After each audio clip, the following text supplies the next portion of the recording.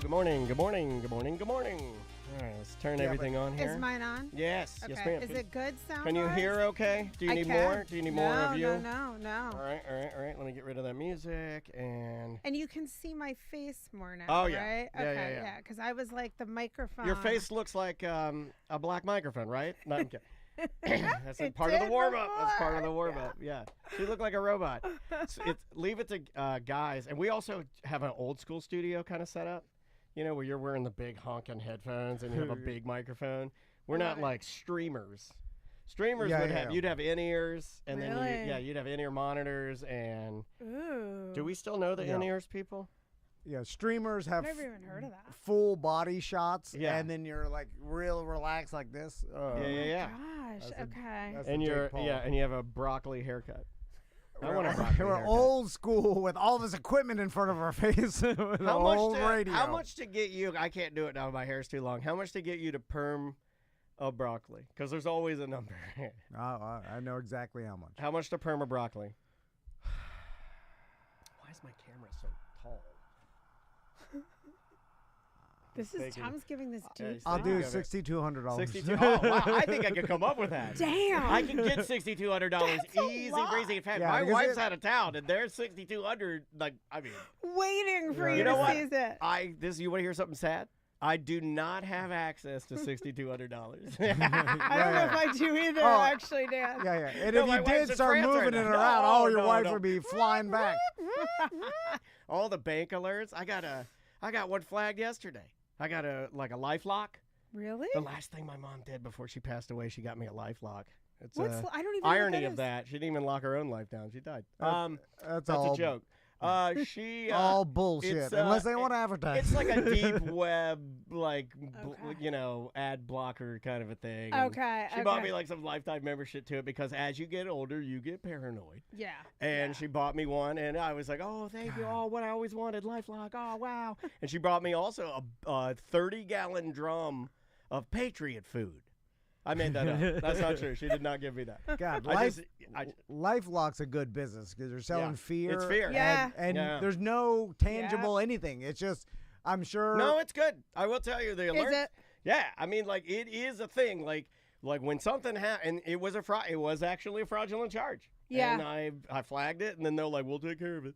That's great. not bad. My card got stolen yesterday, and now I Oh, have my to God. change. Not stolen, but like somebody hacked it and used it for something. And I mean, my credit cards will notify me immediately if there's something that looks suspicious. Your credit card doesn't. I Yeah. was trying to get offshore gambling money, and my credit card was canceling everything. I'm like, stop, this is real. You're ruining my life. Like my actual charges seem like fraud, but they're not. Right. You're just one big fraud alert. Yeah, for sure, they're like, this is 100% fraud. Freeze this card, and then now the offshore book is calling me from Costa Rica. They're like, hey, your card canceled. We need the money you placed the bet, and it's like, so now they're calling me the credit card. Anyway, sorry. Yeah. Tom's natural life is like one big red alert. Yeah. We have the door lock because he's on the lam right now from the bookies. So No.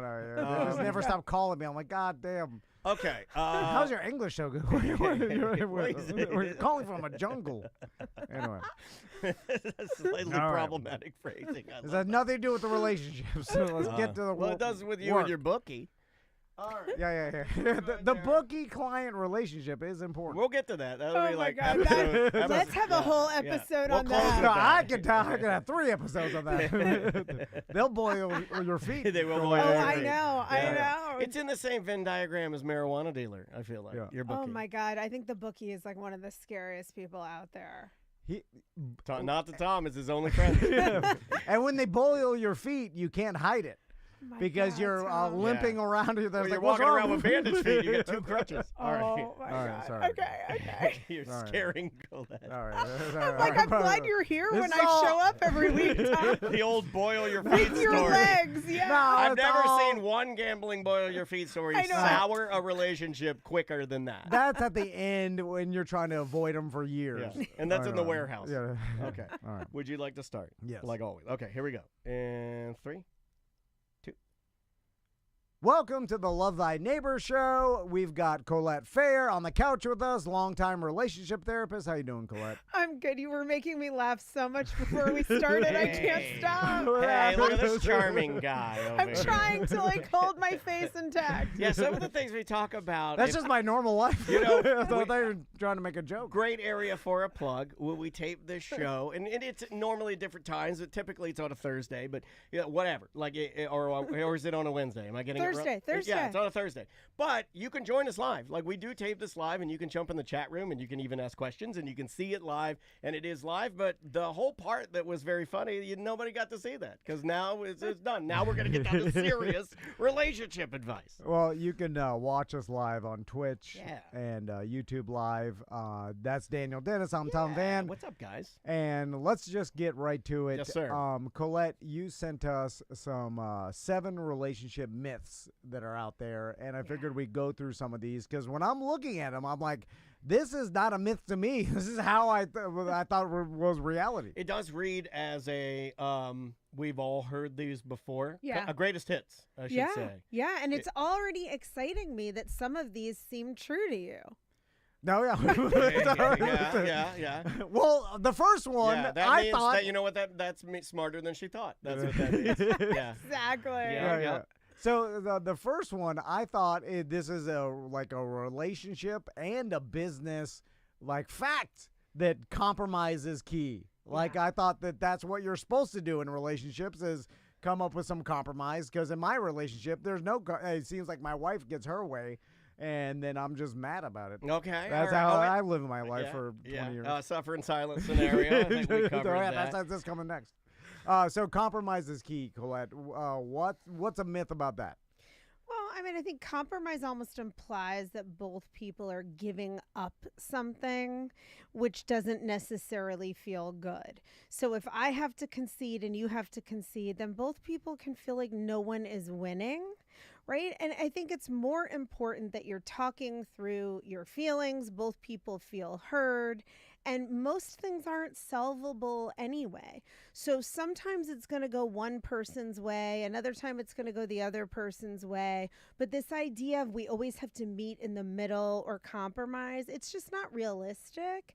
And both people usually feel disappointed when that's happening. Okay, so I guess besides from compromise, are you saying that just some people are going to get, one person's going to get their way sometimes, the other person's going to get their way sometimes. It almost sounds like it's a more complicated dance than just a simple we both lose scenario. Yeah, I think that, okay, so first of all, I guess what I'm really trying to say is that because we know from research that most couples will fight about the same thing over and over, right? 69% of problems are unsolved. I know. I'm sorry. Oh, man. Right? And That only was hard. It's hard. I Oh, know. my God. And you know what? It's Nobody still ever hard does for that me, either. though. Nobody ever does that.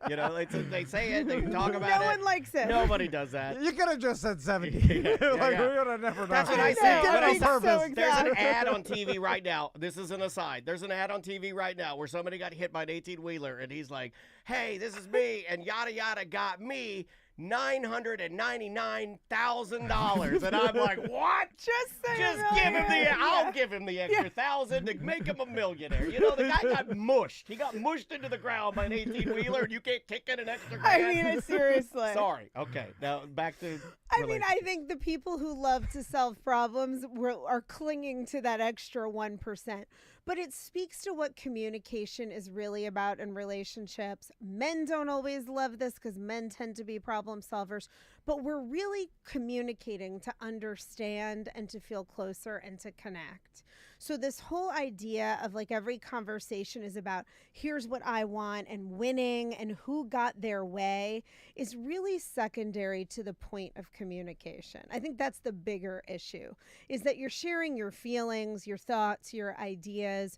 Once you feel heard and understood, it's almost secondary what happens in some of these things. Now, if something's super important to you and you lead with that, this really matters to me. Yeah. That's a different thing. What I like to use with my husband, and I suggest a lot of my couples do this, is let's say he wants me to go to some work event. This happened in the past, not that long ago.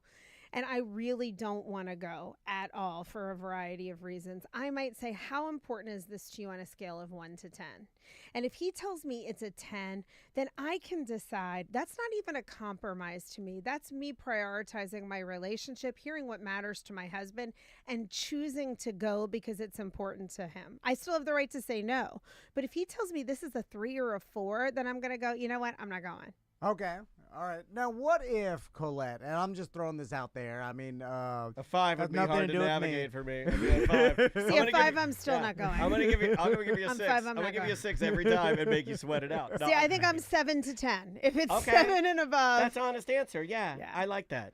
And I'm going to weigh every time. Like, you still have to consider your own boundaries and your own energy. We don't want to be people pleasing in relationships, right? If I'm sick or I've been sick or I have a big busy week where I have to travel, those things are going to factor in.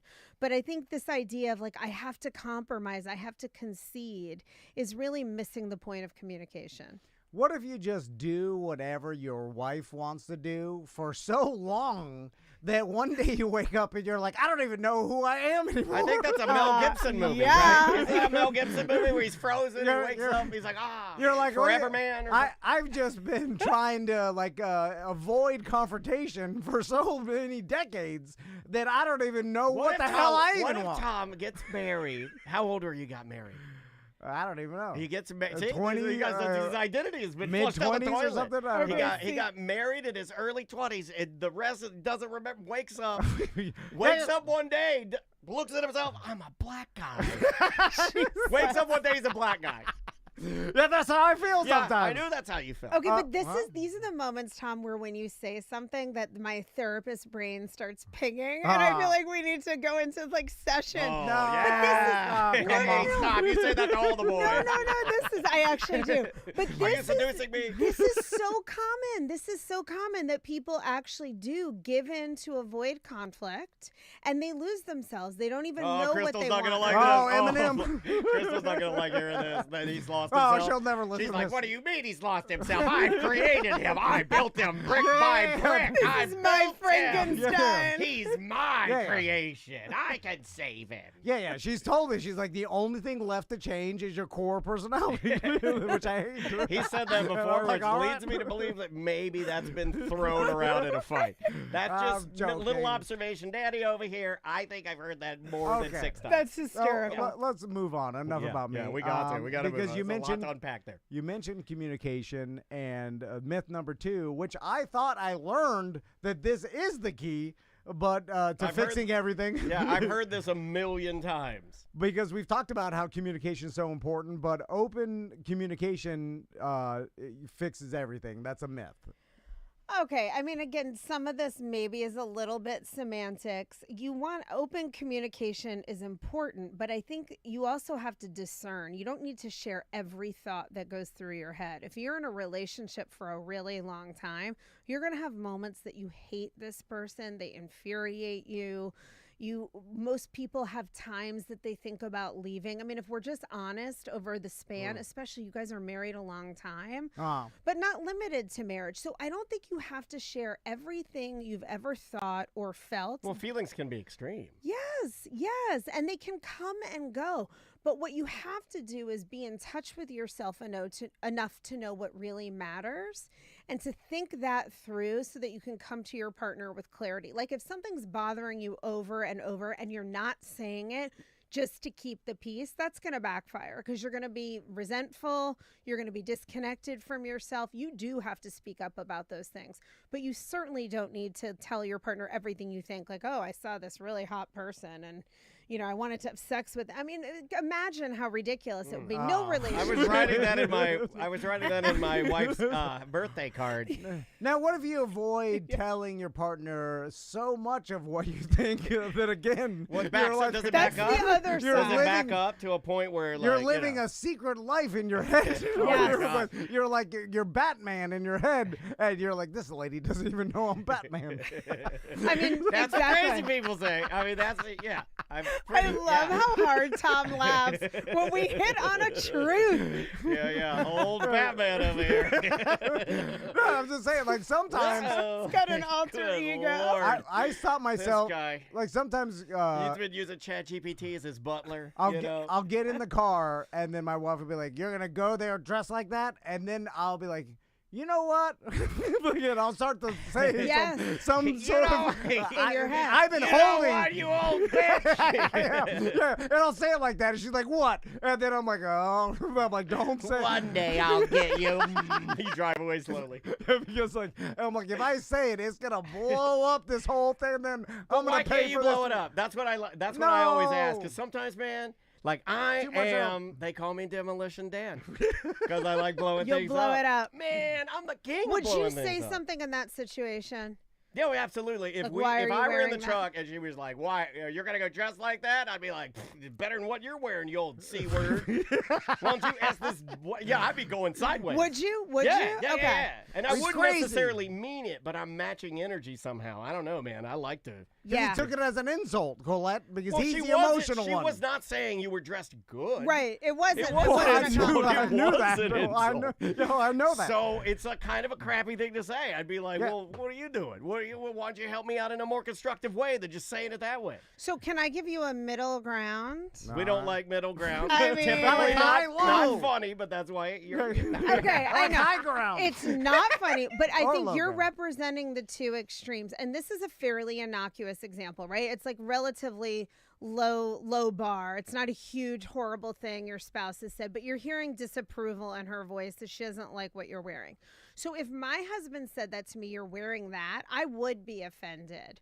But if it were like one little thing, you know, that he didn't do regularly, I might be able to just slough it off and like fire back a joke and no big deal. But if it stuck to my bones at all and hurt my feelings, I would say something.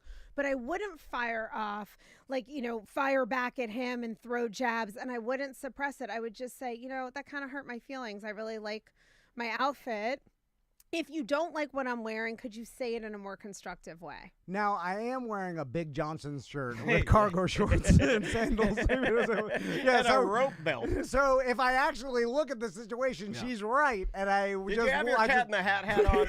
Because if he had his cat in the hat on, I'm dressed like a fool, Colette. You see, that's Yeah. what makes this whole This thing guy, complicated, he's got because she these- is right. This guy loves rolling out to the Alexic Daisy Carnival down there, trying to. Yeah. Oh, yeah. Like Oh, dance. my daughters Yeah. go to that. Yeah, Tom's into that. He's a festival boy. All right, let's move on. Don't sweat the small stuff. That's a myth. I thought that you're not supposed to sweat the small stuff. Like ignore the tiny things. Who cares? And I am small stuff, and I sweat small stuff. Like, I'm king of sweating small stuff. Also, Demolition Danny. So why is that a myth? I mean, I just made my own little video about this. The small stuff is really bigger than you think. And if you don't talk about, like what I just even said, sharing when your feelings are hurt. I know men don't love to do this, like say my feelings were hurt, but it's really important. We step on each other's toes all the time in little ways.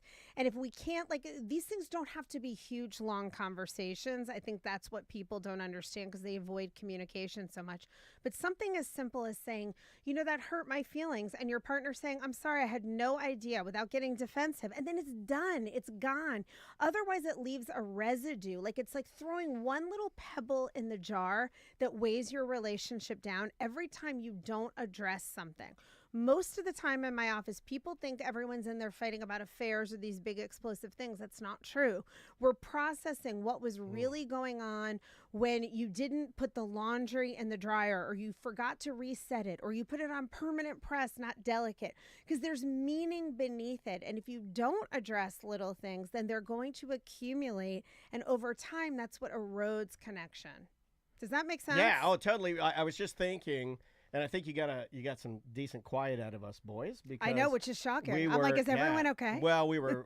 I think we were up in our brains doing some relationship math. I'm making you think. Yeah, you are, and I love it. I will like to add on that Andrea and I have been really working on that. She's very good. I'm very sensitive, right? Yeah. More sensitive than her. Yeah. And then I'll be like, oh man, that kind of bummed me out.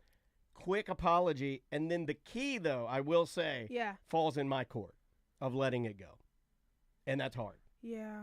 I don't know what that is about my personality. I don't know if there's a comfortability there, or Are you Italian? Well, no. I say this because only I from the am. waist down. We can be grudge holders. He Yeah. does have a little horn necklace. I do wear an Italian horn, and Mamma Mia, I'm a spicy bye.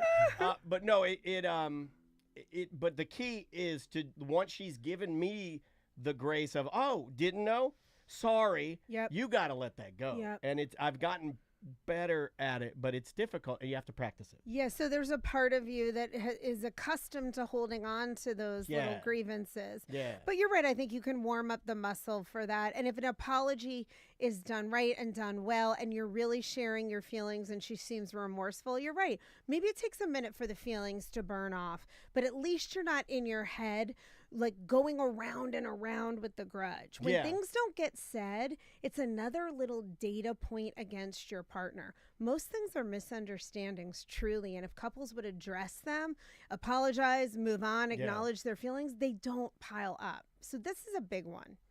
Colette, now what if you're around emotional people and your siblings emotional, and then you realize like, oh, well, they can criticize me, or like, you know, like quit tracking mud through the house and all these small things. That's me, by the way. and then you could take it, like because you know, I'm like, all right, I did it again. And then it's, you don't take it personally, whatever. I can take anything. It's just over and over, like the David Goggins of insults. But then if you realize, you can't criticize this person at all, because one small criticism, they'll take it like a stab in the heart. So you just avoid that. Okay, so we've got to get in the frame of mind, and this is hard for people, that we're not really responsible. We are not responsible for people's reactions. You are responsible for saying it nicely. You can be assertive, which means you're direct and clear, and still be kind. So if you're giving a criticism, let's reframe that as feedback. If you're sharing something that bothers you, you want to be really focused on yourself. When you do this thing, this is how it makes me feel. Not, you're a worthless piece of what. You always do this. I'm so sick of you. It's not going to land. You do your best to say something clearly and kindly, and then how people receive it is on them. I wouldn't hold back just because somebody else isn't good at criticism. That's their problem. That's their issue. Yeah. Part of emotional maturity is being able to hear constructive feedback, especially from the people you're closest to. Yeah. Your boss, your coworkers, your close friends, your spouse. We need to be able to take it in, and a lot of people because they're the people that matter. Yes. Yeah. I've had to deal with that just in our career. The prioritization of, other people's opinions weighing heavier than even my own contemporaries and people I care about. It's weird. It's weird. Yeah, and I think hard. that's a great question though, T, because even our dynamic in here, you say things probably differently to me than I'd say them to you. Oh yeah. Really? And what? Yeah, I think so. But how so? Everything. But we're easier because I don't know. We've gone at it's different. I don't know why. We're not married, right? Yeah. So we can go a little harder. Oh and, yeah. and stuff. Yeah. Because I don't care if you don't give me a BJ That's for true. 2 weeks. That's true. He doesn't. He's not. I've been trying. You're not gonna get criticized. I've been trying. He's like, get out. He's slapping me away. He's slapping my mouth. I'm like, come on, baby. But if I make my wife mad, it dries up. I'm paying the price. And it's the same way for Andrea too. The dynamics there are very similar in that I'm sure that Andrea, when there's things that she's like, oh man, I don't want to tell him this, or I know he's going to be upset or something like that. That's a good question, dude. But it also, part of the reason you guys can give each other feedback is because it's a good relationship built on trust. When you have a healthy relationship with somebody, and despite what listeners might think, you guys have a great relationship. Right? What? Tom's speechless again. It's just like me being married for 20 years. Just because it's gone for so long. It doesn't mean it's good. But no, there's the I mean, listen, a part of it is how well someone can receive feedback is really based on your own ego strength, Yeah. and how good the relationship is. Like, if I know somebody's got my back and they're coming from a good place and they pull me aside and say, hey, I want to share something with you. If it's a person that's like, I feel that they're on my side, they're on my team, it's going to be a little easier to digest. But most of the time, the reason people can't take feedback is because of their own insecurities Sure. and they haven't done the work. Yeah, absolutely. I would agree with that. But you still have to give it. You have to give the feedback. Yeah. And you have to practice taking the feedback. Yes. All right. I'll when she's mad, I'll be like, "This is your fault." Say it just like that. I think that's good. And, okay. Tom's learning. Number 4. We both are. Number 4 is definitely not a myth. You got this one wrong, Colette. Okay, I like that. Because this is... I'll practice the way you say it to your wife. You did this. This is your fault, Colette. Because this, I happen to know as fact that intimacy always fades in long-term relationships. That's true. Okay, so wait, How wait, could that wait. be a myth? So the myth is that Yeah. intimacy always fades. Okay, right. Because that's not true. What? But a lot of people think it is. Yeah, I mean, I think people are confusing the limerence of a new relationship. Limerence being that There once was a man from Nantucket. I'm sorry. the drug-like state when you feel high when you're newly dating. I mean, for most people, that does fade. But what happens is that if a relationship grows and people are really communicating, and that includes dealing with the hard stuff and having those hard conversations, intimacy deepens and a relationship gets to a whole better place. But if people block each other out and they don't share their thoughts and feelings and they're never vulnerable, it's going to be hard to ever get to intimacy. So I think intimacy can grow as couples know. In fact, most of the time it does if couples open up. It grows and it deepens and you get to a whole new and better place in your relationship in time. Now, again, this is not me, but what if you're with your partner for so long and you never tell them like what you're really into?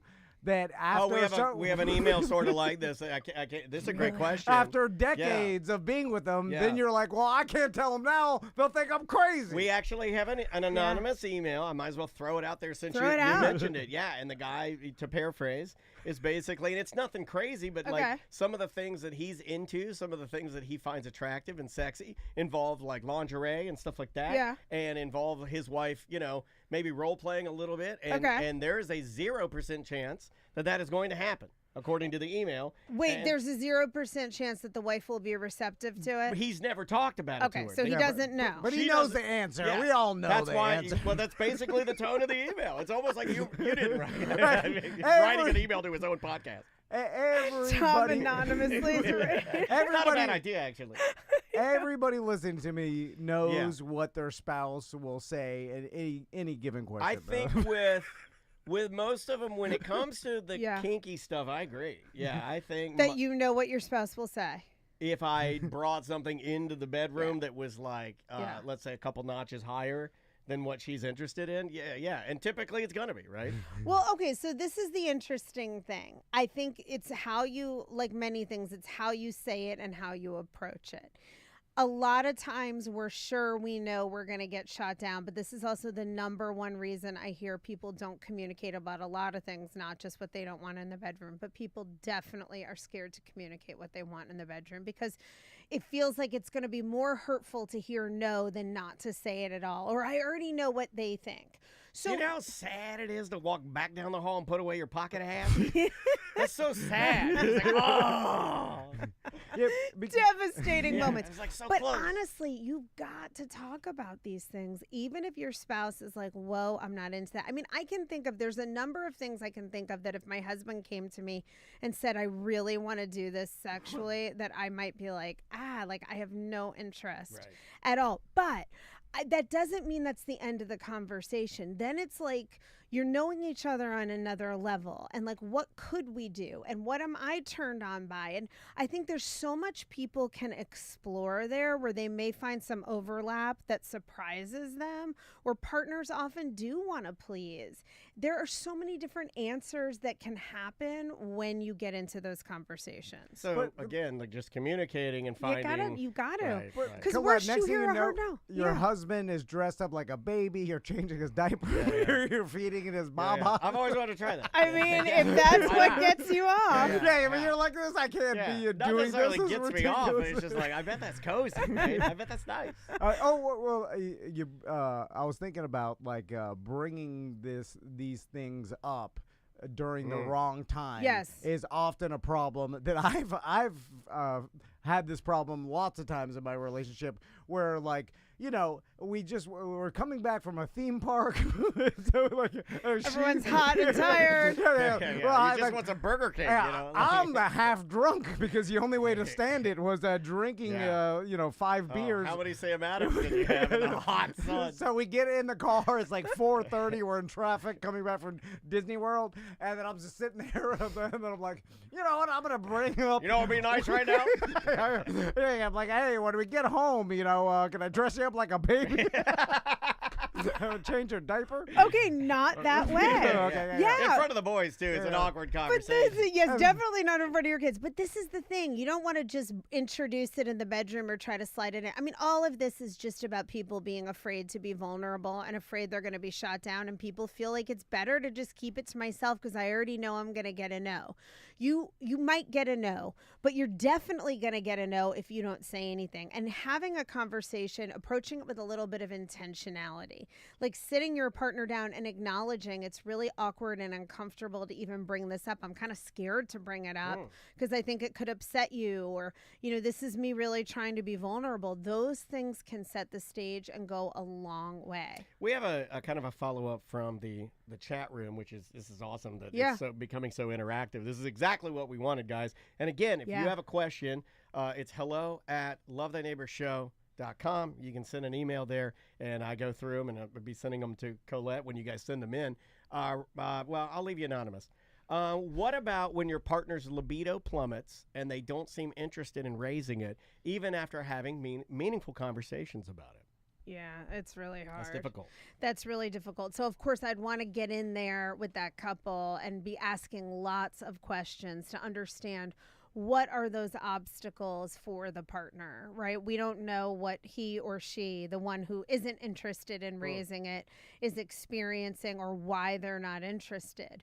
But at the end of the day, one of the hardest things in relationships is all we can do is communicate really clearly and directly about what we feel and what we need. And sometimes we don't get the answers we want. If this partner is feeling good in the relationship, but is just saying, I am done with sex and I'm not interested in exploring that, and this is like a take it or leave it boundary for me, then all this person can do is decide whether or not that's going to work for them. Right. But most people don't get that clear. Now, there could be a million reasons, like the relationship's disconnected, she or he is upset about things that they haven't worked through. And always I suggest, if people are willing, to try some couples therapy or sex therapy to see if that can help. So this kind of ties in perfectly to last week's email, and Daniel, we got to kind of follow up because this is perfect into the libido talk, and it seems like this is a very pressing issue for a lot of people. It is. And how often would you say you see people that come to you and it becomes, I'm sure it's not the only problem, but like is it in the top 3, top 2, like absolutely. Top 10? I mean, I think it's present in a lot of relationships, and it's an issue in a lot of relationships that are pretty happy and good. You have an emotional communication cycle in a relationship, and then you have a separate sexual cycle in a relationship, right? Who pursues, who withdraws, who wants sex more. And over a lifetime, couples have to try to keep like novelty going and navigate so many life hurdles and stressors. It's a difficult thing to stay on the same page. And this last week, if you go back and listen to it, we did have a question, and this is a bit of a follow-up, again, an anonymous question, and we'll keep all of your questions anonymous. This person says, thank you so much for addressing my email in the last episode. I wanted to follow up since I wasn't exactly sure what the takeaway from my excessively long email would be. So in short, what I really need to know is, assuming nothing will change, how do I go through the marriage with the understanding that I have a high sex drive, but sex just isn't going to be as frequent as where I need it to be? P.S. She was also in an accident today that she had to see a doctor for, and that will definitely be another issue going forward. I'm not blaming her for anything, just need to know how to cope. Thanks again. Love you guys, and Colette is super cool. Aw, so sweet. There you go. Thank you. And that's so the heart of that question, I feel for this person because I can hear the desire implicit in that to stay in the relationship and come to a place of acceptance. There isn't an easy answer for that. I think that's a really personal, long process that not everyone might be able to come to terms with. Is he getting enough? I'm saying he. I'm assuming it was a he, right? We talked about it last No, time. yeah. Okay. 99%. I don't want to. Yeah. I don't want to miss. This is not an outlier. I'll This is go a ahead standard. This is a standard. No, I'll guarantee it, actually. And I think I remember him saying, gotta like the way you last time. look. It's a I Tom just don't want to Penn mispronounce No. anyone. But yeah, I think that this is something maybe he's getting more out of the relationship emotionally and in other areas of his life where it's worth it to stay in that relationship that way. Can there be other outlets for his sexual desire?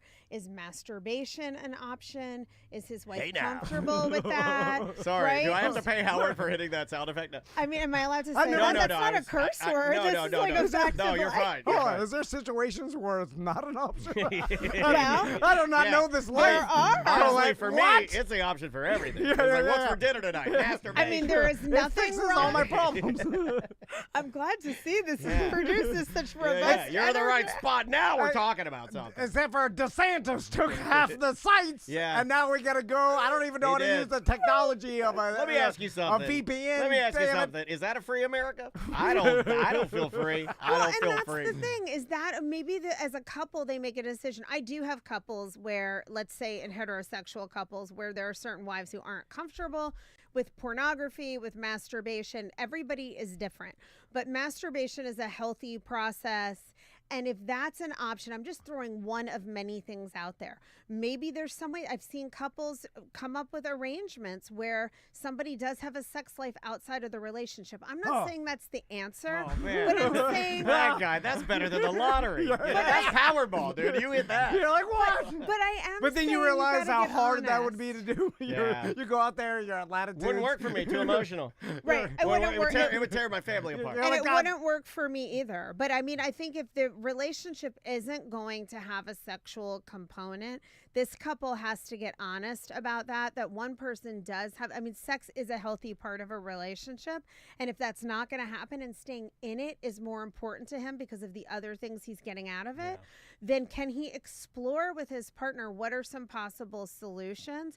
And then also I would say finally, if those options aren't there, then he's got to go inward and really work through, like, can I be happy in this with the limitations that are there? And I don't know the answer to that. So, Colette, now this is the way he feels now under his current situation. Right. And, sex is emotional to some people, to a lot of people. Yeah. Sex is a feeling, it's a mentality, It can it's also a situation. be chemically, I mean, Yeah. like I know my wife, has been dialing in her chemicals, and I will say that things are way better. Yes. So, I mean, Yes, there are hormones. options for everybody. Right. So, yeah. and I think it's kind of like running. Like, you can't run a marathon now, but if you train for 2 years and follow these steps, you probably can in 2 years. So if, like, it seems impossible that you would have a good, thriving sex life now under these circumstances, but maybe after a lot of work that you could work towards getting Right. to that point.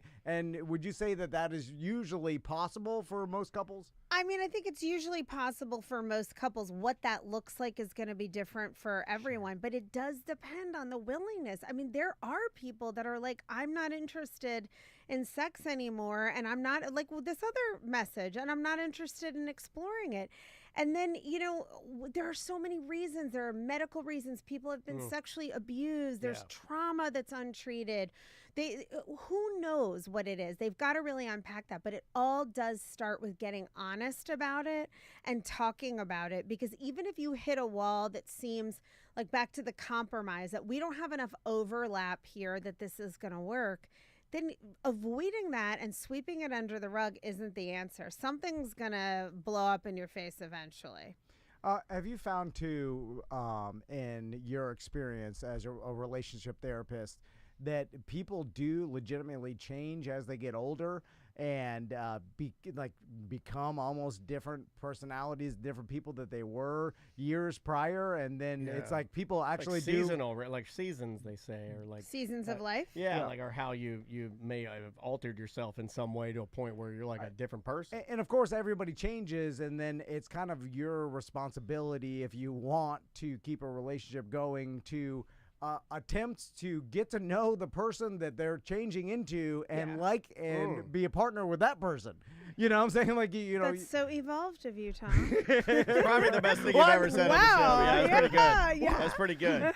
Almost like somebody's yelled that at him before. Good. Yeah, Who that was got good. to you today? I know all Pretty the sexy, steps. dude. Like, I know how to train for a marathon. Too lazy to do it. Just like everybody. But yeah, okay, so your core personality doesn't change, but throughout the lifespan, especially if you're with someone for decades, yes, you're going to change and hopefully grow. And the idea is to grow together. And there does have to be a lot of acceptance of differences and changes in sex life, like is part of it. Being understanding of what your spouse is going through, and if they haven't gotten their hormones adjusted, or if they feel like they're worn down by the mental load. I mean, this is why things have to be talked about, because there isn't one reason that sex disappears. But I do want to say that for the most part, I had one couple where there was no sex in the relationship. They were married a long time. They both had untreated trauma. And they were kind of like, we should work on our sex life because it's like a thing that should be part of the relationship. And then when we unpacked it, really neither of them wanted to bring the sex life back. And they were both happy with that. So if that's the case, it's your life.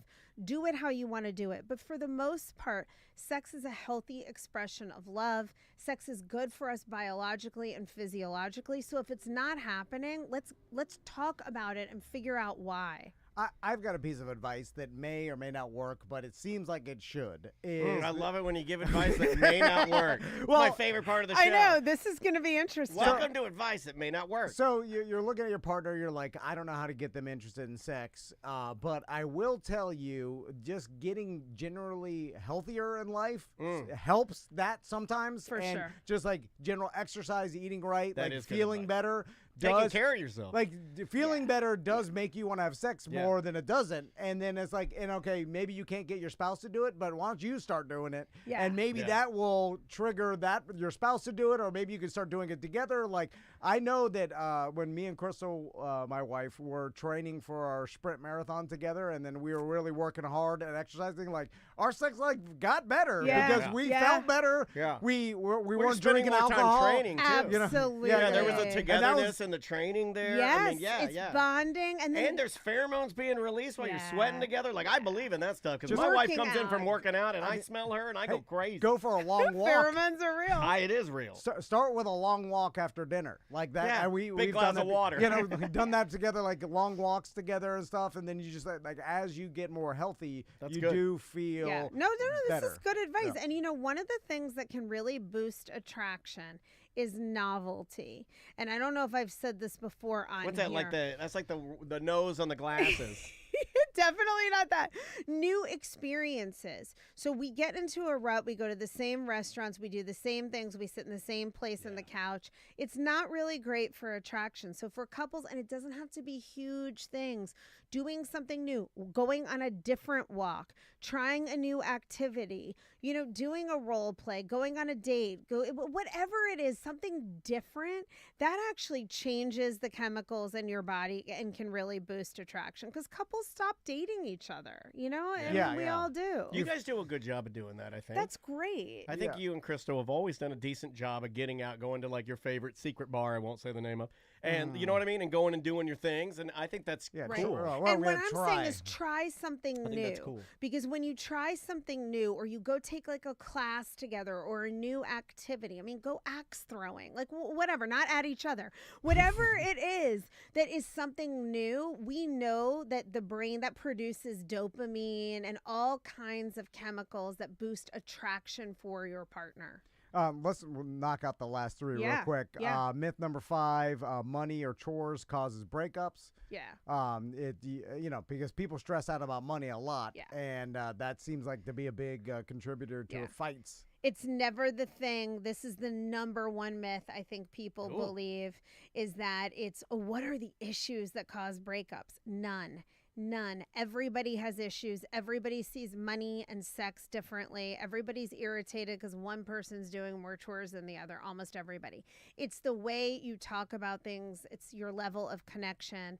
Disconnection causes relationships. Speaking to your partner with contempt ends relationships. How you communicate and how much you nurture the relationship with appreciation, those are the things that matter. You're always going to be arguing about money and chores and these things. It's just not, nobody ends their That's the way it relationship goes. because of that. Yeah. That's the standard. Yeah. Now, that may be a thing that they're fighting about, but it's because they don't know how to fight well that it can get to the end of the road. Myth number 6: don't make a fuss, which I actually like that advice. We have in our household, the Van household, is a suffer in silence. Keep your mouth mandate. shut. And You're feeling bad about something? Just let the vein in your head pop out. You're fine. Right. deal with it. Just have an aneurysm, but keep it in. Yeah. Make a fuss. I mean, this gets a bad rap because, again, it's people will say, oh, well, if I say something, it's just going to lead to a fight or it never goes anywhere. This is why you have to learn how to communicate. Things that bother you matter. Relationships are about communication. We're constantly giving feedback and we're living in close proximity with another person. So you should be saying, hey, when you leave your shoes by the door, this is how I feel. Could you do this instead? But say it nicely. You should be you're not being difficult by communicating what you think and what you feel and what you need. This is what relationships are about. Last one: never go to bed angry. Yes. So why is that a myth? Because I've heard that a lot. I go to bed angry.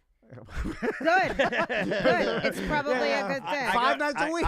I'm definitely 4 nights a week angry boy. Yeah. Okay. Yeah. So this and if we doesn't do surprise me, argue, Dan. and I do, if we are arguing, I am the guy that says, look, we're not going to solve anything right now. This is terrible. I was like, let's just go to bed. Go to our corners, and we'll go to bed, and we'll fix it in the morning. I love Dan already falling has it figured out. Yeah, I do that when I'm ready. You get a great night's sleep falling asleep with your teeth clenched. I don't grit my teeth when I'm angry. When I'm not angry, the anxiety makes me grit my teeth. When I'm angry, I hold them in place and they stay pristine. Okay, so do try to regulate yourself a little so that you're going to bed with more ease in your body. But Dan, this is brilliant advice. This is I don't even know where this ridiculous thing came from. You are not going to resolve everything. When you're triggered or you're activated and you're in more of a fight or flight state, nobody's hearing anybody. You're just going to argue for 3 more hours trying to resolve it.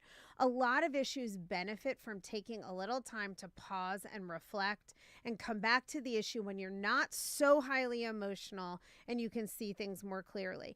So going to bed, now I wouldn't be throwing jabs or being in the heat of the argument because then it's hard to sleep, but saying, hey, we're not going to resolve this, just what you said, Dan. Let's come back to it. Tomorrow is actually a really healthy practice, and I'm always trying to get couples to learn to do that. Sometimes I forget about it because normally what we're arguing about manifests because of me, and it's stupid, and it's little, and it's meaningless, and then it goes away. Yeah.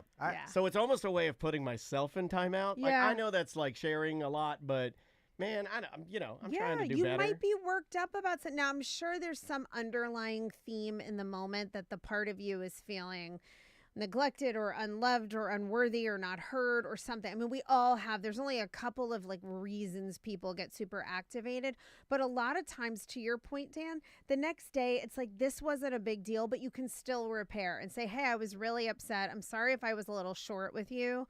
By the light of today, I see what you're doing there. I'm not even that upset about it, but so let's let it go. Or, hey, I think we should really talk about this because we keep fighting about the same thing and it seems like we're not getting anywhere. it goes back to picking the time to talk. Yes, and the way. At the end, I know my wife hates talking at the end of the day because she feels overwhelmed and she's tired, her brain's tired. Yep. And I'm like, this is the best time to solve problems, right before we go to right sleep. before we go to bed, and we're both drunk. That's the way I do it. I'm ready. I got 20 minutes. Let's knock this out. Right, when you're wasted and naked, it's probably not the best time. Yeah, I love wasted and naked. Colette, let's plug your book real quick.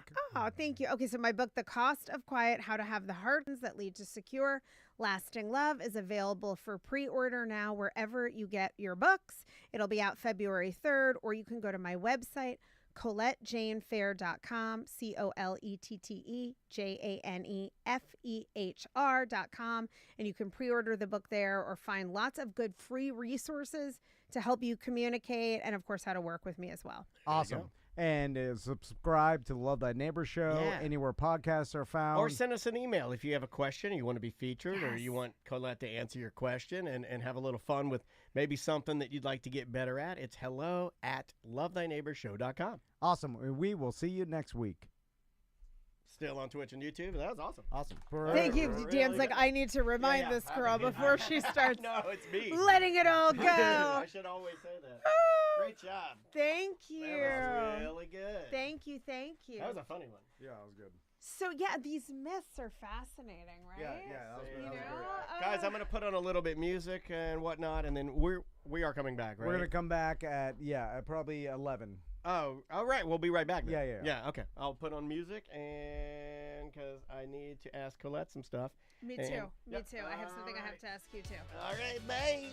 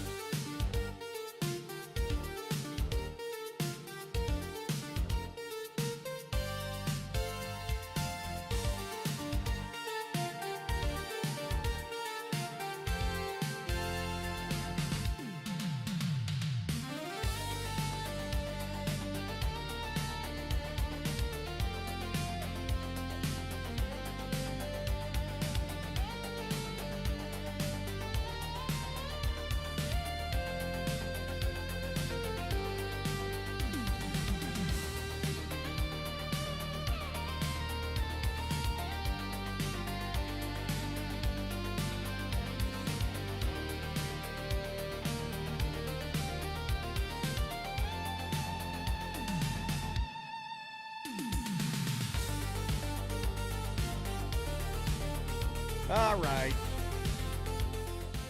Sorry about that. Scene change. Oh, shit. Still got everything old up. All right. Thanks for sticking with us, y'all. Chat room, Twitch, YouTube. I saw that everything appears to be working correctly, so that's good. We're going to get Mike from Mike's Weather Page on in probably 30 minutes to talk about. It's going to be nice and cool for Halloween, which I love. Like, I hate a hot Halloween. A hot Halloween. That's hard to say. It does not seem it's festive at all. It's not as fun trick-or-treating with your kids. No. It's not as fun being outside. Like, it's just when it's humid and hot. But when it's crisp, that's a good Halloween. It's better. And it's going to be nice and crisp, and we're going to talk to him about it. All right, buddy. Would you like to, is this a beginning 1 and 2? No, this is a 3 and 4. 3 and 4. Yeah. All right, bring us back then. Yep. Here we go. 3, 2. Welcome back to A Corporate Time. So on last Friday's free show, Yeah. I was talking to Brendan O'Connor about this adult weekend this past weekend. Yeah, he was trying to give you some, a couple of different ideas of different things you could do. I guess he suggested brunch. Yeah. And then he suggested a couple of little places for you to go. It is harder when you get to be our age to make it out there for these epic concert sort of, party nights. And it ended up all kind of falling apart because last year everybody got together for the NoFX concert that was at the fairgrounds. Yeah, the punk band NoFX, and they were retiring. This would be their last show for good. And so we all grew up listening to NoFX, so it kind of drew us all together, and we made it into an adult weekend where we left the kids at home, and then only the adults went to a hotel. Then we went and saw NoFX. Then just basically just got drunk after. Anyway, and then after that, we were like, hey, let's make this a tradition and then always do some adult weekend together because we are like, oh, this is awesome. I do feel like you and your group of friends, if I can just plant this in your brain, love to start traditions. You are tradition starters. Whether it's the Grinch party, the goth party, there's a lot of things where it's like, we got to do this every year. Like you guys are I think a lot of people do that. I feel like you guys, I don't do this. Nothing in my life is ever the same. Nothing. Yeah, you have routine. I mean, you're very routine. I am rooted in routine, but would this be your only routine? It's just an observation, no judgment. But there are a lot of like, we just use it as an excuse to do like, hey, this was fun. Let's just start. I think it started with the camping trip where, that was like every President's Day weekend. And then because of that, well, then it's like people trying to steal your glory. People trying to outdo you with their tradition. Well, we'll go to my party. See, but here's the thing: no one wants to do any of this. Well, let's analyze it. Then, what is it? Is it just the idea of doing it? So the tradition forces you to do it because then once you're in it, you're like, oh, I'm glad I did this. But before, you're just like, I'm busy, the kids, it doesn't work. You can always find excuses, I think. So the tradition kind of forces you into doing it. It's kind of like when you get into a rhythm of doing something every day. Yeah. That rhythm forces you to do it. Yes, 100%. So I think it's the same thing with the tradition is like we want to start a tradition or at least announce that so that it forces everybody to do it next year. Okay. Instead of just random. That makes sense because to me. then it's like, oh, if you're missing the tradition, you're missing out. Yeah. You're a turd. And then it's easier to get people to do it because it's hard to do things. Like it's hard to get babysitting for your kids or someone to watch your kids, travel all the way up to Orlando. You know what I'm saying? As a parent, work and it's not easy. You got to take off the weekend and, it's just like all these things are effort. And I think there are other people that do I think probably the parents' night out is what you're experiencing or describing is probably the number one thing for parents, right? That one quintessential remember it's parents' night out, you know what I mean?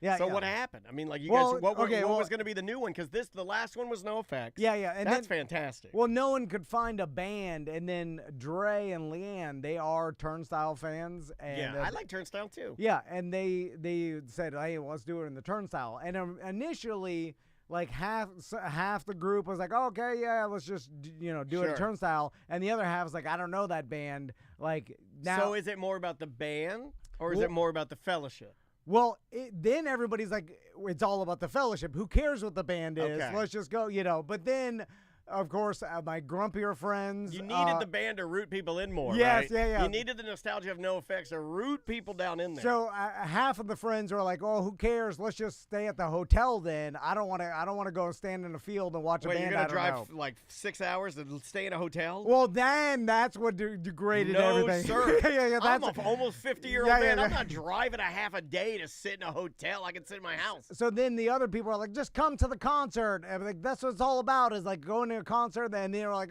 let's just stay at the hotel pool, whatever. Then hotel pool. It caused, a divide. You had a divide within the group. And then the people are like, well, I'm not gonna, drive 4 hours that's me. While you guys go to a concert. I'm stuck here, and then half the group is broken up, and we're all not, fractured. And when it fractured, the whole thing fell apart. Yeah. So everything fell apart. So how many people would you say at the beginning you had? X amount of people. Well, it's the same as last year. I think there was 20, right? There was Porno Joe, Turkey Leg. The Wizard doesn't do nothing. He's got too many kids. Yeah, I was wondering. He's in a prison of kids. I wasn't going to say anything. No, he doesn't do I anything. have noticed that you have not been mentioning the Wizard a lot lately. It's almost like he has retired to his tower, never to be seen again with his kids. No, we all we hang out at his house because he lives in Satellite, but he doesn't do any of this stuff because he got too many kids. He got babies. He's still changing diapers. You know what I'm saying? He got days 4 are 10 years behind. Yeah, no, I know, and everybody else. Yeah. We're like, bye bye. We told you this would happen, and he's like, I don't give a damn. He loves his baby. He's like, everything you do is stupid. Yeah, he loves his babies.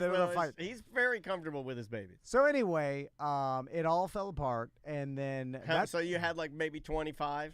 People originally? No. Let's give it a solid 15. How about that? Yeah, it was, I would say 6 couples. Okay. 6 couples, so 12 people, pretty decent. But so then it all fell apart, and then it ended up just being Dre and Leanne and Fernando and his wife. And then Fernando, his daughter got sick with strep throat, and then he's out. You know, the dice roll of a toddler, man. Yeah. Toddler can steal your, I don't care what, you could be literally going to the Super Bowl, toddler strep throat, boom, you're out. Young kids get sick a lot. I haven't been sick in a while, and now Tommy and Max are older, they don't get sick anymore. Thank God. Maisie was sick, I think, every day of her first 3 years of her life, and then one day it just stopped. I forgot about that. Yeah. Anyway, So then they came up, and now Crystal had purchased Turnstile tickets, and this You is didn't tell me this part. And then she tried to. So we realized, Drainland come up, and then we were gonna have some like adult night out. We ended up just taking the boat over to Sanford and going to Hollabox. Can I do a Turnstile impression real quick? Yeah.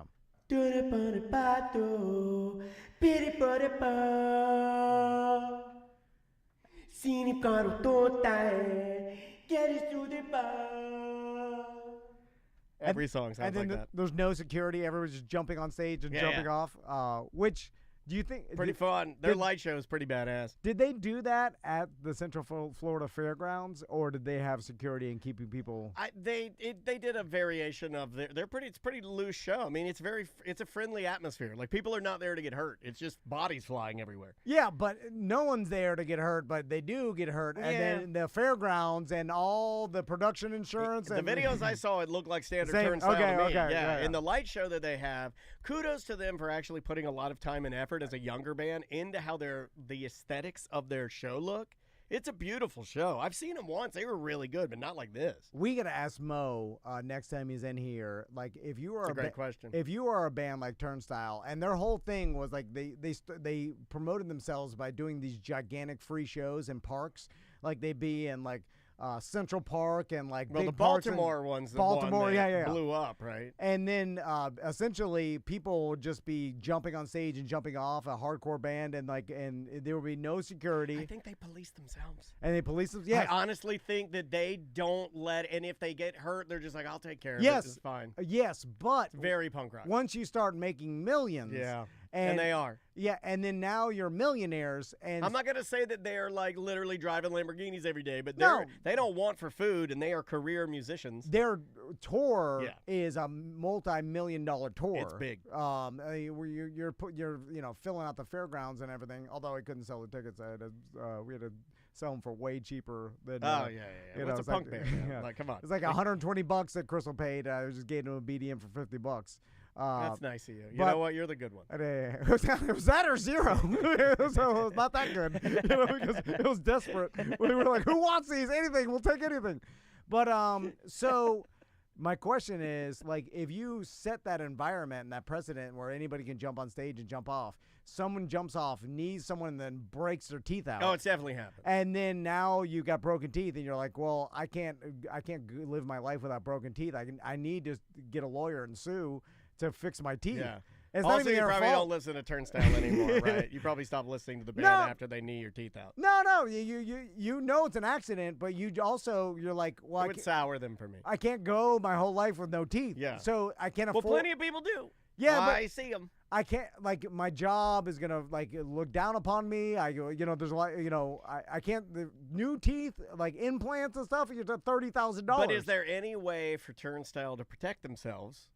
Is that your question to Mo? Like, can they? Well, they have insurance. Like, they all have insurance. Maybe they just roll the dice. And then I feel like we're in a position right now where a lot of companies, bands, politicians, humans across the board, everybody's just like, yeah, we're just going to take our chances. And if you sue us, sue us. Now, the fairgrounds won't even let you put on a show without showing them X amount of insurance. Sure. I know that from doing events. Like, Sure. you can't even rent out a venue without showing your personal insurance. So they have to be covered some way and show them a policy to even get the rental. We could probably research it enough to find it. Yeah. The contracts are out there. You can find it. And then you can pay enough to be like, hey, this is part of our show is listeners jumping off stage, and the insurance company will write you a 'Cause policy, then you're but maybe you're just gambling- paying for that extra. Well, you're gambling on the positivity, goodwill, and kind of the vibe of your band. You're betting on yourself, really, in a weird way, that the message that you've given, because they seem to have a very inclusive, very positive, rock and roll message. You know what I Yeah. mean? Everybody's included. It's a very, I don't know, it's very positive to me when all the colors, all the different younger people of every nationality. You got a young black guy up there jamming. You got fat white guy rapping. Everybody's loving it. The vibe is good, right? Maybe you think they're just like, look, our guys are good.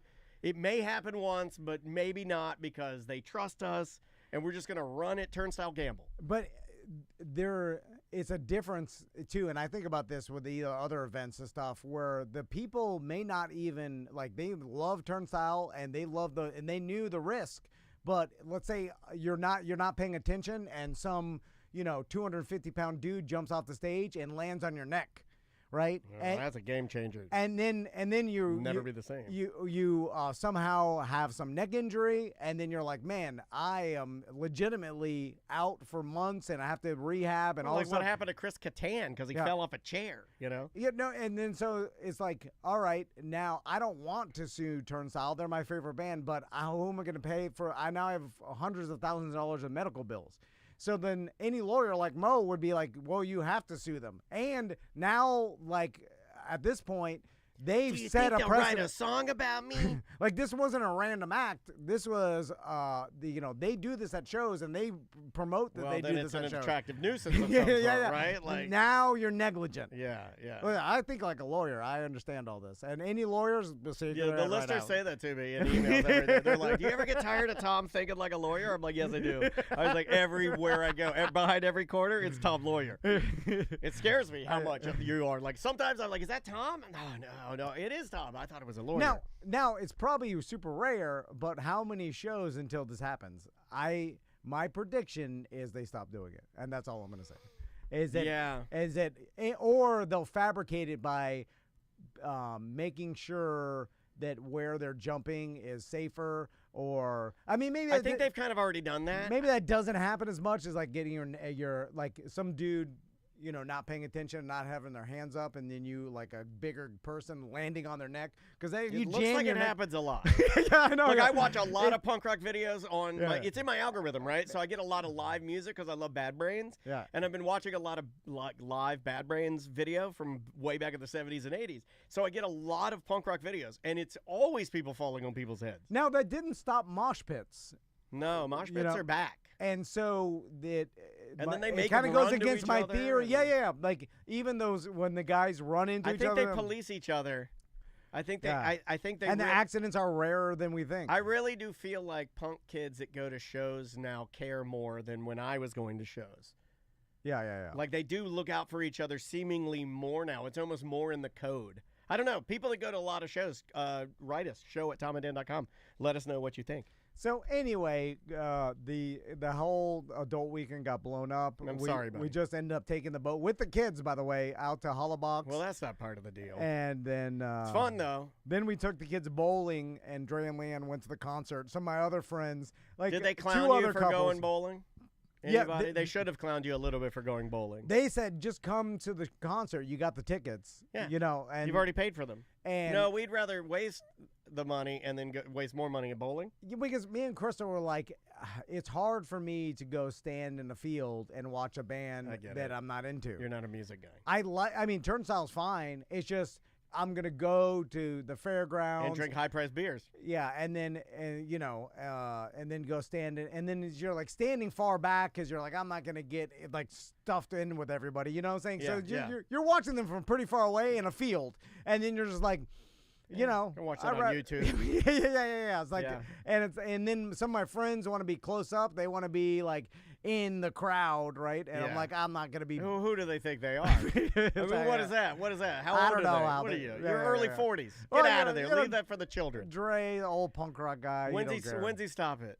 He's never stop. When's he let the beard go gray and he exits the mosh pit? He's one of those guys. He's got to let the beard go gray and exit the mosh pit. He always is gonna go out late at night. Him and his wife, like until he's in his 60s, 70s. Some people always party, and as by party I mean go out like they. We need to interview him about this. This is a fascinating character. They'll go out till 4 a.m. Like on the weekends, I've seen them. No, I follow them. And they'll go to clubs and like they'll go to the after party. Yeah, the events and stuff. Like they know everybody. Like I saw Dre. They'll be out there with Pitbull. I'll give you an example. I'll give you a real world example I saw last week. It was Dre and that street artist from Miami. I'm blanking on the guy's name. Yeah, one of them from Wynwood or whatever. What's the guy's name? He's all tied into all the art scene and stuff. Yeah, and it's like Art Basel, and the guy was having like an opening or a showing, so they went to the street artist showing, and they're looking at all his stuff, and there's pictures of him, and then they went dancing at the after party for the showing, and then I think after that they dropped by a club for a DJ was playing. And I'm like, what? You're a dad teacher. No, I know. They're What? both, him and his wife are they're both dad teachers. teacher, mom teacher. Yeah. She's a teacher at kindergarten. Like, That's a cool ass kindergarten teacher. no, I know. Cool That as is hell. cool. Yeah, And, that's a cool ass, and they principal, I think is what he does. and they're doing like they'll try to have us come out. They're like, come Have out you ever with us. And I'm just tried- like, I Rather can't than stay up till 2 a.m. What the hell? Rather than approaching this from a place of, because I know I wouldn't do that either. Have you ever been like, okay, Crystal, let's just one time, we're going out, we're gonna do the whole thing. Have you ever tried it? Yes, And is it we've gone with them. is it to miserable clubs. the whole time? Well, let me explain. So we go to some club in Miami or South Beach, some happening. He knows what they, Yeah, like an art gallery or something. well, not even like an actual club where you're standing in line and you have a bouncer, Oh, wow. that kind of Yeah, Miami oh my God, club. That's like me stepping back 20 years. And then where Dre has to go talk to because he knows he's got connection. Then he waves. He knows us in. everybody. Yeah. Then Dre. So we're going past people in Miami dressed to the nines. It's like I have some What are you big wearing? burnt orange Nautica shirt. Why? What are you wearing? Yeah. What do you got I on? got a big burnt orange Nautica and with tight jeans. And then I'll go into the club. It's loud. They're like, Yeah, and yeah. some hot DJ that Dre knows. He's like, oh, this guy's the hottest DJ in Miami. yeah. He's playing and then so we go over to the bar. I'm like, one, What do you get? Miller Lite or whatever. Miller, give me a Mick Ultra. Yeah, I'll just, this is years before kids, but this is right when we started having kids. He's still doing it. And then I'll go and then I'll get an $18 beer, right? And then I'm like, God damn, like two drinks for me and my wife will be $50. Oh yeah. And then so we'll get $50 drink, one round. Now, what is Dre doing? Is he just mingling, or is he dancing? Or Oh, is he's he... saying everything. He's talking to everyone. He's like, arr, arr. Yeah. Yeah, he goes, arr. And then so he's saying, and then his wife's dancing And laughing. and He's laughing. He laughs the whole time. And so I'm standing by the bar with Crystal, we're drinking. Why don't you move a little bit now for $50 it? You're not drinks. a mover, right? And he's like, arr, arr. Well, that's how you have to yell to your Spanish friends at the club. He's screaming, and then he's dancing or whatever. He looks like he's having the time of his life, and I'm like, I just finished my first drink because I'm sucking him down. You got to slam him now. And I'm like, one more 50. So now I'm 100 in, and then I paid the cover too because they let you in, but they let you into the line, but you still have to pay $25. Yeah, to you get in, but it's still a price Yeah, to yeah. get So in. I'm yeah. $50. So now I'm $250 in. Right. What's Crystal thinking though? Well, I don't know. Can I she never asked her. assimilate into the? Okay, No, you no, should talk to her. Well, no, she says I ruin her time because if she wasn't with me, she'd be having fun. But I'm ruining it. Well, was she? Because Would she be dancing? I'm a I stick in the can't mud. see Yeah, her. that's what she says. I'm like, well, I don't don't want to come know. here. That sounds like something I'd say to make you feel And she's bad like, for if- me being awkward too. She's like, if you weren't here, I'd be out there partying and dancing. I'm like, go do it. I'm She's gonna like, no, start you're saying that at our events. I I- mean, like, if you weren't at our free beer Yeah, fest, yeah. I'd No. have fun at this thing. Yeah, she's like, my energy is ruining it. It's always the energy. I'm like, hey, God damn it. I'm just sitting here. Turn your energy I'm on, just man. looking at the DJ loud. I can't even talk. I'd like to talk, but Hey, you gotta talk like that. Yeah. How's your screaming? I'm like, I can't even have a conversation because it's so loud in here, and I'm just, $250 in. I'm about to get another round too. I'm $400 in, chat room. and I'm miserable. The chat room with an observation. Yeah. This is from our buddy Ghost of Minute Bull. By the way, you can go to our chat room. This happened. Twitch.tv/Tom and Dan Live. I have tears in my eyes. Or on YouTube at Tom and Dan Live. Ghost of Minute Bull says Tom carries the attitude he had at the infamous Incubus concert into other activities, staring straight forward, lost in thought. Yeah, you do have a. Well, like just leave me alone to my. Like, it's just like Leave me alone. If I'm bringing me, then if I want to have fun, who cares what this old man wants to do? Just leave him. Just leave him alone. Yeah, he's fine. He got no emotion. He's So dead. you want her to go and just do whatever she wants and just Yeah. leave you alone and then come back to you at the end of the night. Yeah. Like I don't think she could do that, man. I don't even want to be here, and everybody knows I don't think that she you could can do feel that. it. It's the same reason I can't show you a meme and not look at your face and see how you're reacting to it. You know what I mean? Or show a video to him. I'm like, But that's the difference. Yeah. Like he just having fun, and he doesn't even understand why I'm not having fun. How do they He's not- like, I brought you to fun. Why? Looking around you. It's South Beach. Like some of the most beautiful people in the world. It's all Yeah. true, but it's like in the hottest club, and I'm just standing there because what the hell? How did they not get tired? I don't know. That's pretty another thing. impressive. That They they did. They've like, and they're older than I am. You know. yeah, by they're- a year, right? 2 years. No, I think they're like probably 47. You know, and you know, past Closer 45. to my age. And so then, but they've figured out like ways to nap, and they'll like nap in the afternoon so nap. they can stay up late. I always feel Their like kids crap. know. Like, I feel crap when I nap. Yeah, It's a little rhyme I use. So, but they've always been into it, and some people are like that, and, Yeah. and they I admire it. they will never stop.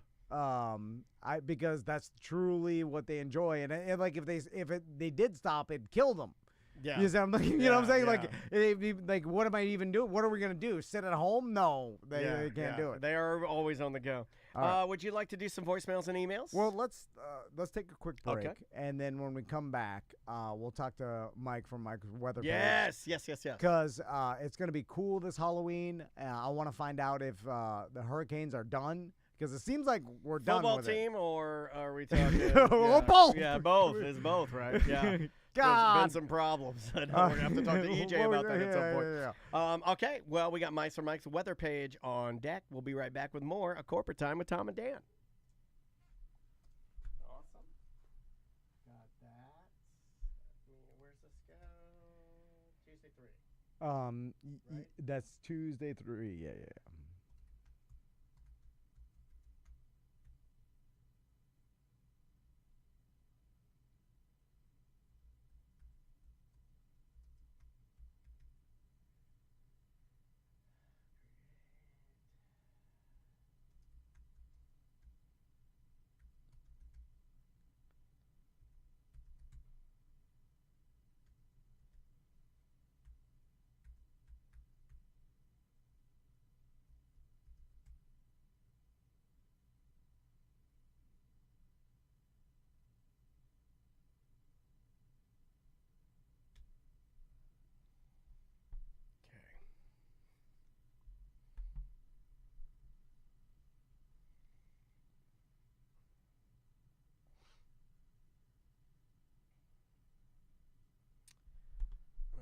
Zoom. Yes.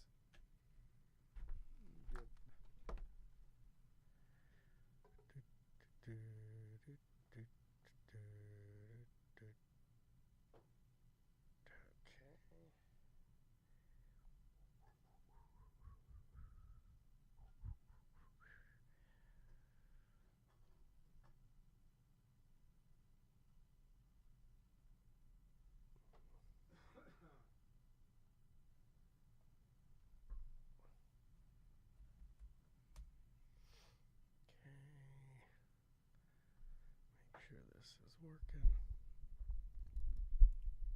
Yep. Perfect. Ow, shit.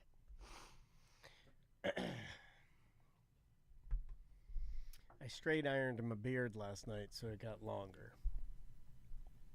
I guess I'll just keep going with it. No reason to quit. No reason to not quit. Kind of used to it now. I saw another radio guy growing a beard.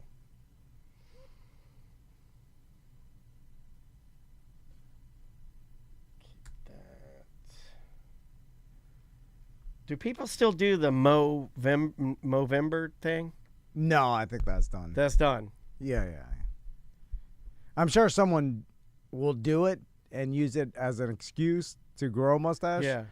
But Can I tell you something I hate that's going on right now? And almost every corporation uses it, and we need to stop.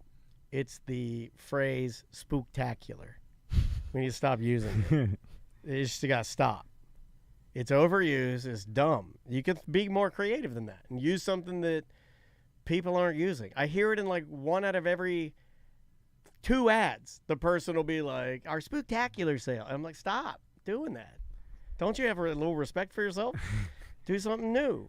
Try something different. I blame the people because Yeah. if they did change it to You're not something wrong. else, people are like, We like spooktacular. wear a spooktacular. I'm not going to buy a mattress now. I'm not going to buy a mattress now. I want a spooktacular.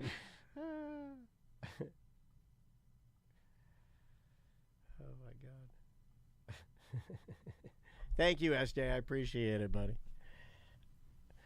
Just Vertigo said, I saw Dan riding the scooter on Corinne and his beard was almost touching the street. No, it does blow. It blows while I'm scootering. Yeah, way yeah. cooler. It is way cooler. Now I know why bikers have them. I get it in the hair. When I get off my scooter and my helmet, I take my helmet off, my hair is fucking perfect. It looks awesome. My beard and hair look perfect off the motorcycle.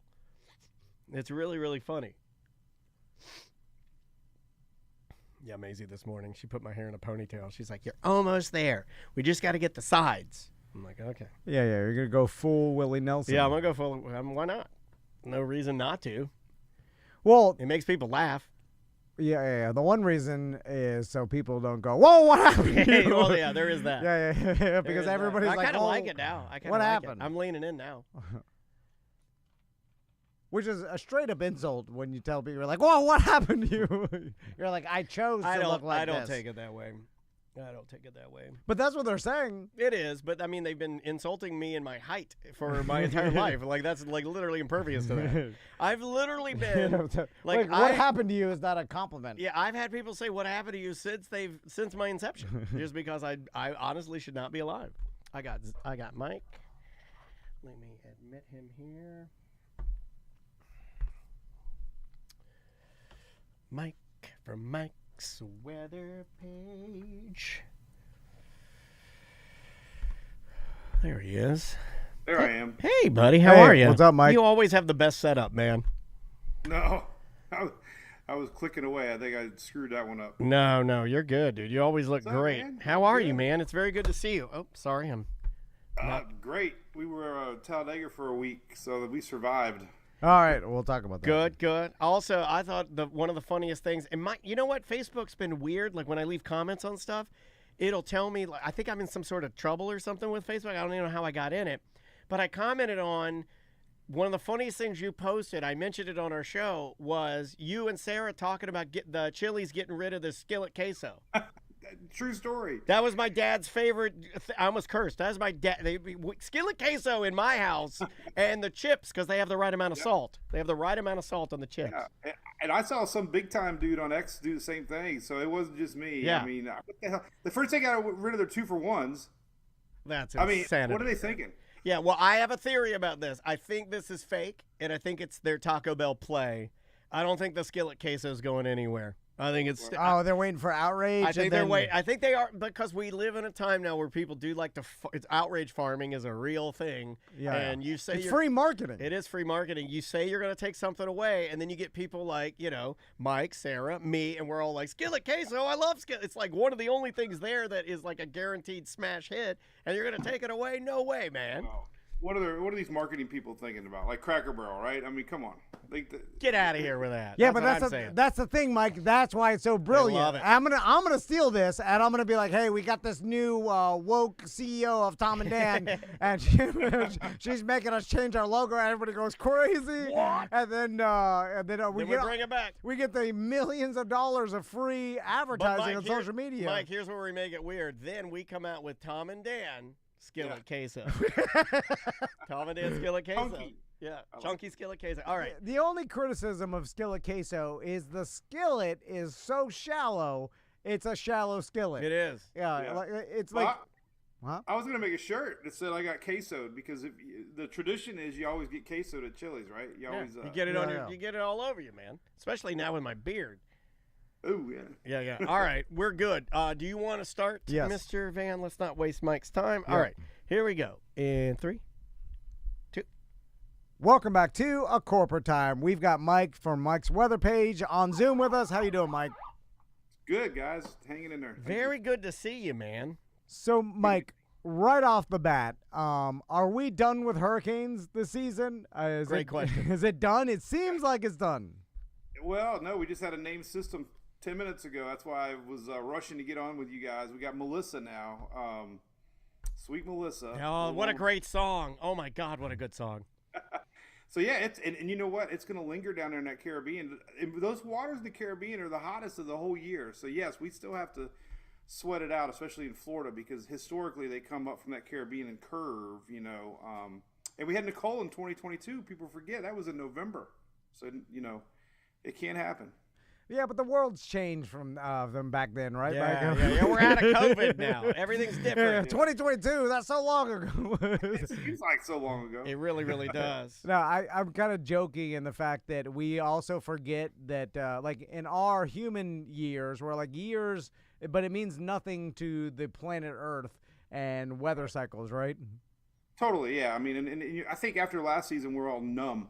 And I'm telling you, I think to be a good weather person, you need to be a psychologist, because we get hammered these preseason predictions in May and June, and we're like, oh my God, we're gonna have a record year. We hear it. We remember last season, right? It was an epic, and then we get nothing, and it's like you get mad. It's like, guy, you told me we were all gonna die, and nothing happens. So then you get this complacency, and then it's like, oh crap. And I remind people, 2022, we only had 2 systems that whole year. It was Ian and Nicole. That's the whole country.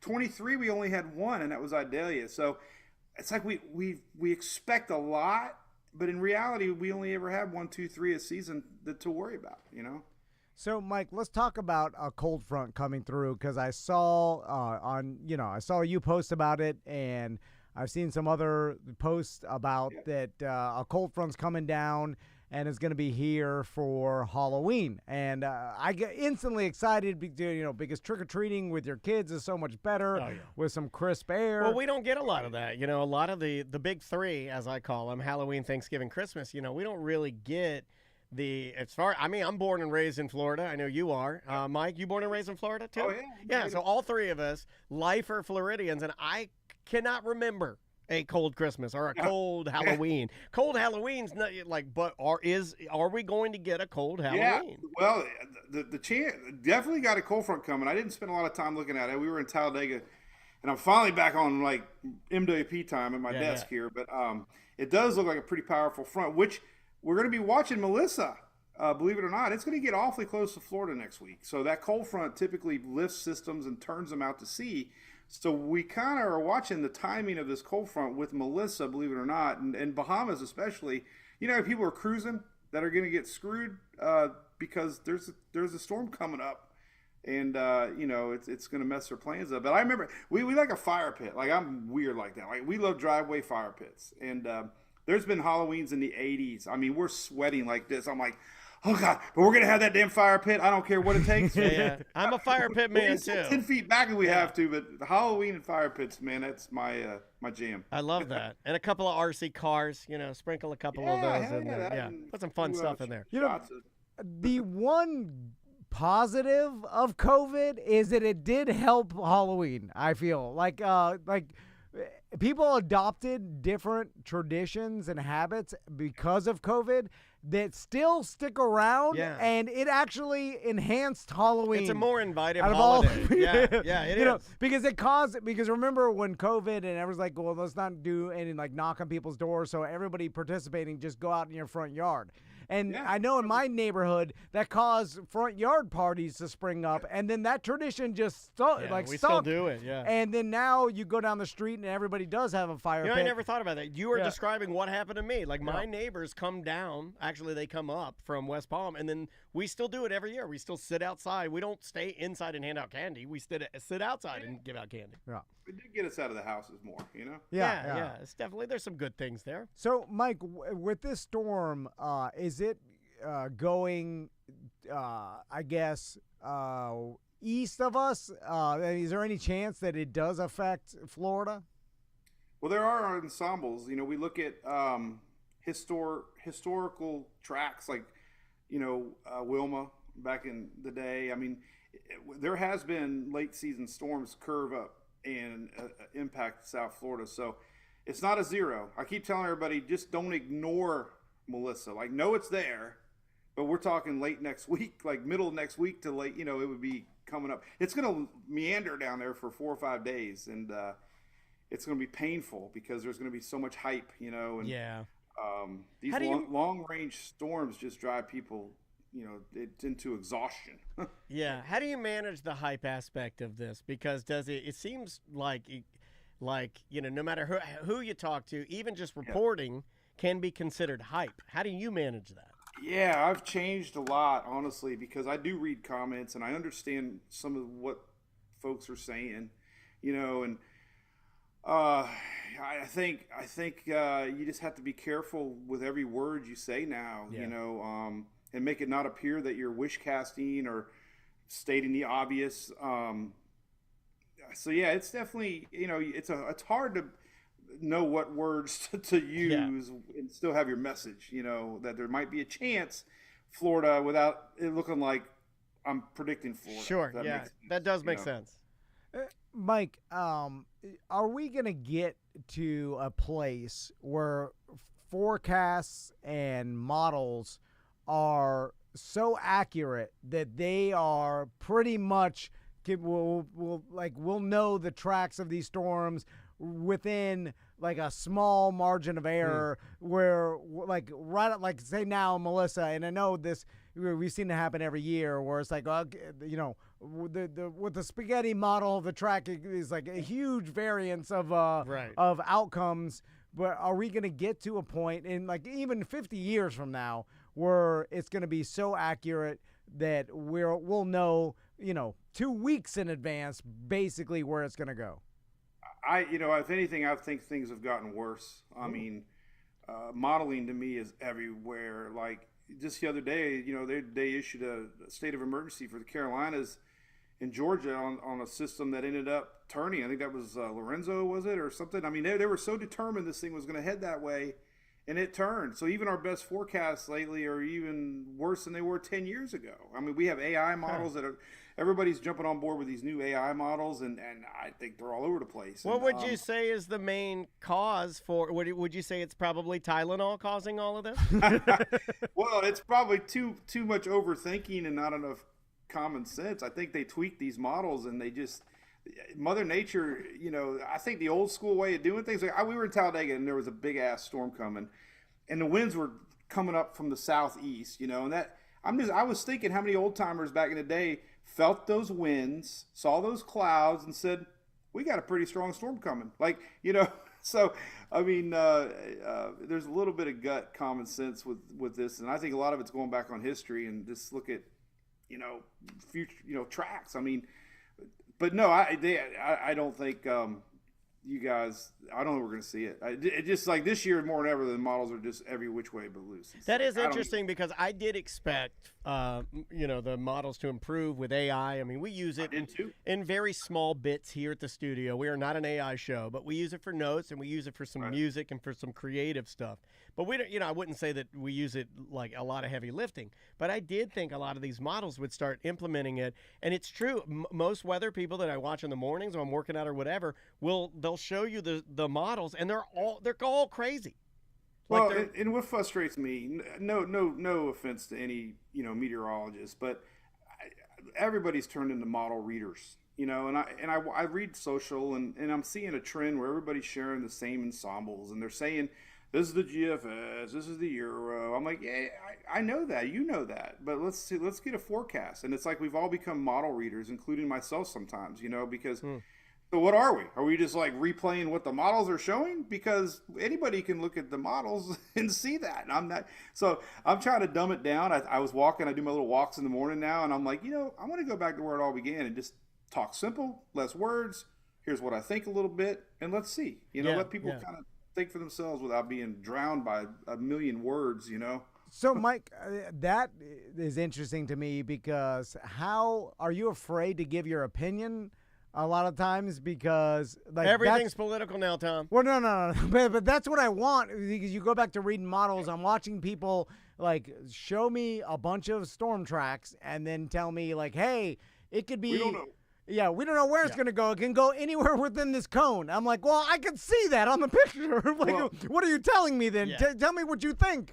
I'm glad you said that because I've maybe that was me a long time ago, but now I think everybody's just kind of doing that, and I think there's a fear of being wrong because credibility. So people really like honesty. So I throw in my opinion. I don't do forecasts, but like the other day I drew a track with Melissa, ABC. Giving a little shout out to my sponsors at the same time. There you go. Hey, that was perfect, man. Good God, you got guy, the goods. Man, this guy, you should be in radio. I should go. I should have went to school for marketing. There you go. But I was like, historically, it would be B. So I think, and this season's been defined by cold fronts, and a lot of these storms that were like Aaron. People were scaring everybody with Aaron. Aaron was a Cat 5, right? But we had these cold fronts down all year. Common sense was cold front steer systems off to the northeast, and that's what happened. So there's got to be a little bit like, here's where we're at this season. Here's the pattern we're in. And it's, that happened with Ian, happened Irma. We had a high pressure that year that was just relentless, and it kept shoving Irma westward. Ian, we had cold fronts that year, and some of the models had it hit in the panhandle. Common sense was, we're going to have a cold front probably, and it ultimately turned Ian hard northeast. So I think you can still predict with common sense, but not like keep the realm of possibilities out of people. Like right now, I'm not saying the East Coast, I'm not saying Florida, but as long as we have these ensemble members, they call them, which are outliers, you just let people know it's not a guarantee. Yeah, that makes sense to me. So, all right, Mike, let's get down to the real business. What kind of rig are you running nowadays? RV life? Yeah, baby. Are you taking your rig up to Talladega? Are you flying them?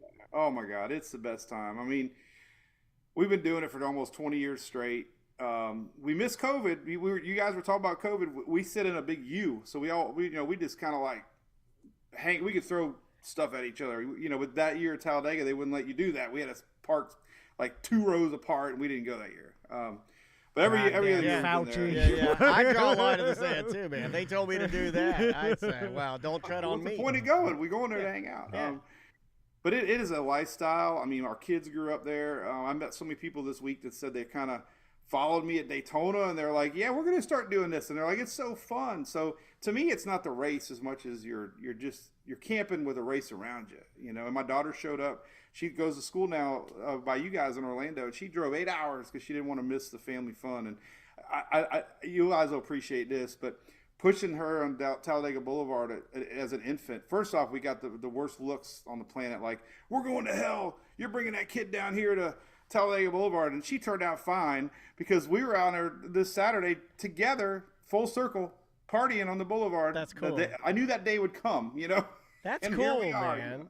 It was fun. That's a good dad moment. Hold on, Congratulations. Who's telling you you're going to go to hell for bringing your daughter to a race? Well, I mean, Well, no, the boulevard is a mixture of stripper poles, adult toy races, things, paint. I didn't know that. That's fine. You could a baby could see that. Babies don't know anything. You can put one of those in their mouth. They don't know. They don't know what's happening. I'm just saying, it's not the most. I don't know. Well, I know, but a baby, like if Yeah. she's 16, then you're like, they already know. If it's 16, you're like, this is my girlfriend. Then you got a problem. Well, I've always said you can expose a baby to anything, Mike. Yeah, that's true.